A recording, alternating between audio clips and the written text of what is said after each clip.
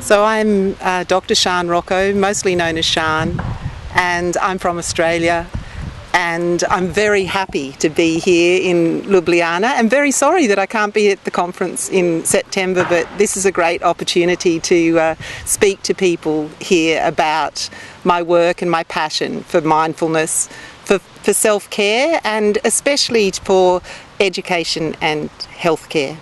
So I began practicing mindfulness as I completed my PhD. A friend introduced me to Buddhist texts that talked about the value of meditation and mindfulness, and after years of reading I finally convinced myself that I should practice. And so I've been practicing for over 10 years. At that time I was a teacher educator in a regional university in Australia.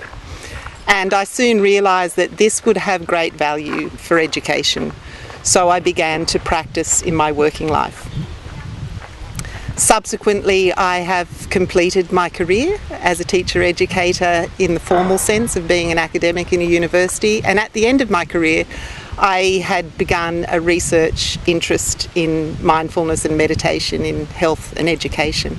That led me to train to teach mindfulness-based stress reduction, which, as most people will know, is world-renowned and the most commonly researched practice of mindfulness in a secular sense, developed by Jon Kabat-Zinn at the University of Massachusetts Medical Center.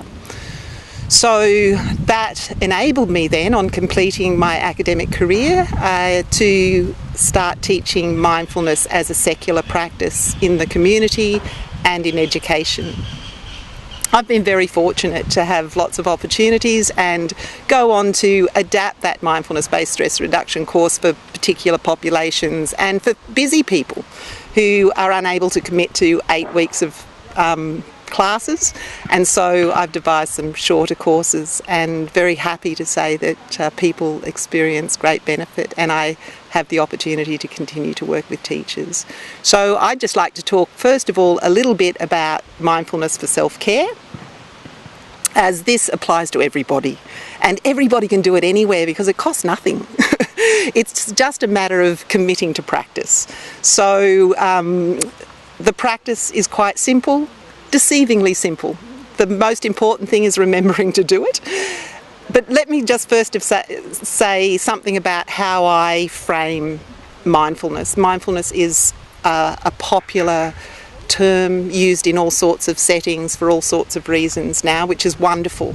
A Google search now brings tens of thousands of results, whereas when I first began I was lucky to get a page or two. So I actually derived the definition of mindfulness that I use as a working reference point from the mindfulness-based stress reduction course, in that Jon Kabat-Zinn's definition of mindfulness is the most published, and that is that mindfulness is a particular way of paying attention on purpose, in the present moment, and non-judgmentally. So why I like that is it's simple, it's easy to remember, and also that it actually brings together the 3 key elements of mindfulness, and that is intention, attention, and attitude. So when we're practicing mindfulness, we're doing it intentionally. It's a purposeful activity. We know that's what we are intending to do, to be present in the moment. We're directing our attention intentionally to what we intend to pay attention to, and we're doing it with this friendly, non-judgmental attitude. And that friendly, non-judgmental attitude can take on different forms, and as I teach and practice more and more, I really feel that this attitude is really important, because it brings this heartful aspect of mindfulness that often is overlooked, particularly as mindfulness is becoming corporatized. So by having this attitude of friendly, non-judgmental awareness, of acceptance, of letting go, of being goalless, non-striving, it really shifts the way we approach our experience and ourselves. So as we engage in this practice and pay attention to what's happening, we actually soften to ourselves, and in softening to ourselves, we soften to others. So this really is an inspiring and healthful and heartful practice. So we can do it anywhere, anytime. But I also have a great faith that engaging in formal practice really supports informal practice. And people come at this different ways. Many people approach the practice informally at first, thinking, I will just go for a walk and really pay attention to what's happening right now as I walk and notice when I'm not paying attention. And we can do that walking from the car to the house, from the car to the office, walking in the park, wherever we are anytime. We can just feel our steps on the ground. We can feel the air on our skin, the sun on our skin, the colours. We can even use an intention like, I will notice everything pink as I walk, as a way of coming back to the present moment and really paying attention to our environment. So we can use these little strategies to just keep bringing us back. So one of the misconceptions is that it's about paying attention constantly all the time, but the mind is not like that. And we're conditioned to be distracted and go all over the place all the time. So when we're being intentional, it's very helpful to have somewhere we're intending to place our attention. So I will notice things pink. I will notice the sound of my feet on the gravel. I will notice the feeling of the air on my skin, or notice what I can smell. And we do all of it non-judgmentally. So whatever we think about the sound or the colour or the smell or what comes up in our mind, it's just, that's interesting, no problem.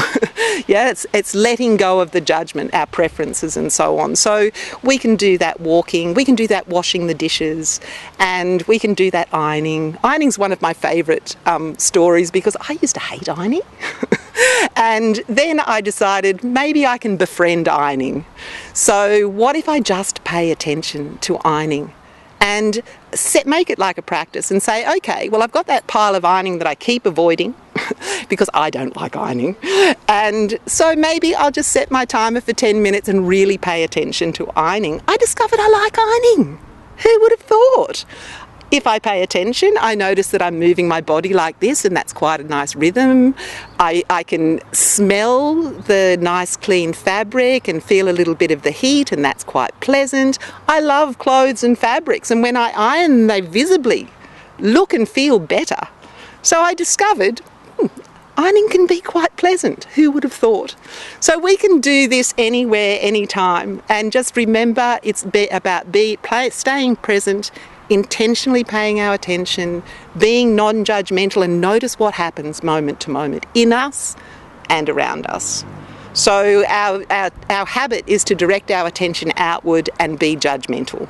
So this helps us just come in a little bit, probably notice that we're a bit tough on ourselves often, and let go of those judgments and just allow it to be. And of course, when we set our intention to be non-judgmental, the first thing we're likely to notice is how judgmental we actually are and how judgmental we are of ourselves. And if we can bring friendly, open non-judgment to that, befriend ourselves, when we're a better friend to ourselves, we can be a better friend to everything and everyone. More able to be present to ourselves, we can be present to other people, present to our environment with this same open, friendly curiosity without judgment, just allowing things to be as they are and unfold, greet everything with this sense of affectionate curiosity. So that in and of itself is great self-care, and it will be supported, this spontaneously arising intention to pay attention with friendly, non-judgmental curiosity will also be supported by formal practice. So I really encourage people, as a part of self-care and a part of developing this sense of bringing mindfulness to life wherever we are, to find a way to have some intentional formal practice on a daily basis. And I always say, choose an amount of time you can't talk yourself out of. So any practice is better than no practice.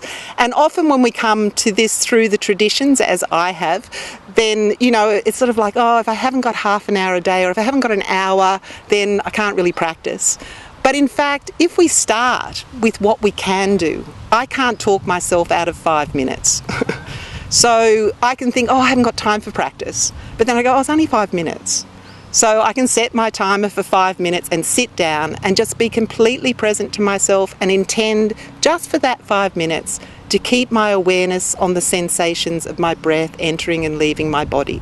And when I notice I'm distracted, I know I've been distracted. I know that's a point of coming to awareness, and I come back to paying attention to my breath with friendly, non-judgmental curiosity, befriending the breathing and befriending the distraction, and just keep coming back, letting go, coming back for 5 minutes. And then having got into the discipline of that for 5 days a week for 5 weeks or something, I might go, oh, maybe 10 minutes or 15 minutes, and then build it up so that then maybe after some time I may have a practice of 10, 20, 30 minutes a day. And then it is my personal experience that that spontaneously arising mindfulness actually grows out of that practice. So I don't even need to intend to walk mindfully, I notice I am. So, and I don't need to intend to be, nice to that person who irritates me. I just am, or I see the irritation arise and then I let it go very quickly. So I might be irritated because I'm human and I have all those causes and conditions of whatever make me irritated. But what I notice now is once upon a time I'd stay irritated for days going over that event in my mind, like, why did I say that? Why did she say that? Or whatever the case may be. And now I might remember the event the next day and think, gee, I haven't thought about that since it happened. That's like amazing. And I know, I know in my heart that that is the discipline of practice over time. So that in itself is great self-care. I feel better. I'm sure the people around me feel better because I'm not at them in my mind or literally.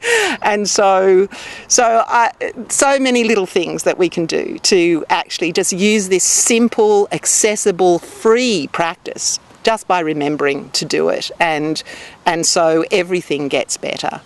We can befriend pain, we can befriend sleeplessness, and by not forcing anything to go away, to be otherwise, just get curious about it. What are these sensations I call pain? Or what is this thing, sleeplessness? And maybe discover, as I have, that actually, the worrying about sleeplessness aggravates the sleeplessness. If I can accept, oh, I'm not going to sleep, so what, who cares? Just rest. I'm likely to fall asleep. And if I can just see pain as an accumulation of sensations that I don't like, and therefore I'm pushing them away, I'm making them an enemy. Whereas if I can get curious and go, oh, what are these sensations? Oh, they're there. Oh, they're a bit solid. Oh, they've got heat in the middle and kind of they're vague around the outside, or whatever it might be, then it just becomes a point of interest. And also, one of the things that we know from the research is that this practice of mindfulness develops cognitive flexibility. So if in fact when I look at the pain, it's too difficult, I've developed this ability to place my intention where I want it. So if I don't want it there, I can then go, okay, not there, that's too hard today. I'll pay attention to my breath, or I'll pay attention to the coolness on my skin, or whatever I want to pay attention to. And both those things, the paying attention with open curiosity and the ability to shift attention, are very useful. Not to mention just being able to stay with what we've intended to stay with for the amount of time we've intended to stay there, rather than getting all our time sucked up into something that we didn't intend to spend so much time on, either mentally or physically. And so life just flows so much more easily. And that is the heart of mindfulness and self-care.